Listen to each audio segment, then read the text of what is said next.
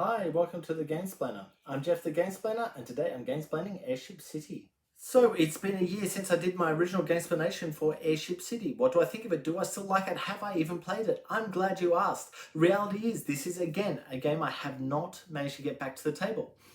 What I did notice with this game, however, is it's a 3 or 4 player game, not a 2-player game.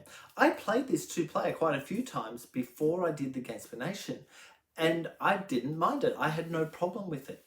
The whole idea of the game is that you have some airships that can move around, and you can kind of get a track of those airships. So if you've got an airship here, you can go from where it is, like you can jump that spot.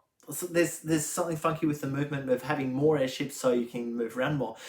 You're also able to manipulate the board left or right or up or down to get squares into different spots. And each of the squares does something different. So it gets some resources, or you can use the resources to buy more airships. That kind of game. The game played fine as a 2-player game. I think where the difference is that when someone goes onto a spot where you currently have an airship, you are getting benefit from them using that spot. I fear that in the 2-player game, that doesn't happen anywhere near enough. On the 3 or 4-player game, that will happen quite often.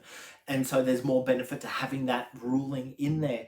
And you tend to find that you're not avoiding going to spots where other people are, because you kind of need to go to spots where other people are. That little manipulation, I'm assuming, is why it's a 3 or 4-player game. But to be honest with you, it plays fine with 2. I enjoyed the game as 2-player version. I'm sure I would enjoy it more as the 3 or 4-player, don't misunderstand. But yeah, there it is. It's a 3 or 4-player game. I don't have many of them. I don't have many games that don't have rules for 2 players. In fact, in the current climate, it's really rare to find games that don't have rules for 2 players, let alone games that don't have rules for 1 player. These things are necessary. Having said that, I have picked up a few games in the last year or so that do play as a minimum of 3, and I see it as a oddness, but it's just a thing that happens sometimes.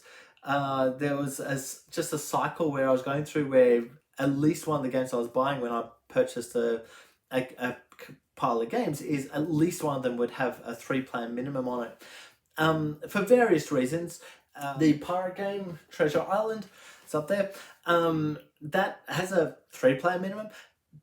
Playing it, you can see why, because there's a person behind the screen, a DM, for want of a better expression, or game master for want of a better expression, playing against the many, hiding something, and everyone has to find it. If you were playing with 2 players, it wouldn't play anywhere near the same as having at least 3 or more. I think that actually plays best at 5 players, to be honest with you.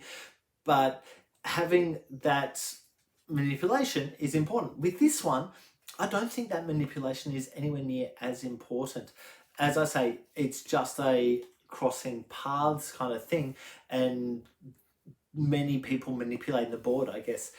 So look, I'll leave that there. Please go ahead and watch my Gamesplanation from a year ago to see what I'm talking about and see if you actually would like this game. I think it is a wonderful little game. I haven't really heard much about it recently, so it's worth having a look at anyway.